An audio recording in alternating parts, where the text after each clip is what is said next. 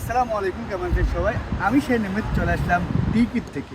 এই যে আমার হাতে দেখছেন পলো শার্টটা খুবই অথেন্টিক একটা পলো শার্ট পেয়ে যাবেন টিকিটে। এটা হচ্ছে ব্যাক সাইড আর এইটা হচ্ছে ফ্রন্ট সাইড।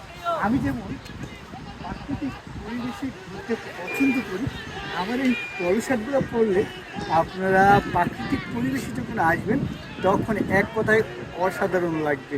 এই ওয়েদারে যদি এরকম একটা পলো শার্ট পরেন তাহলে কেমন লাগবে একবার চিন্তা করুন।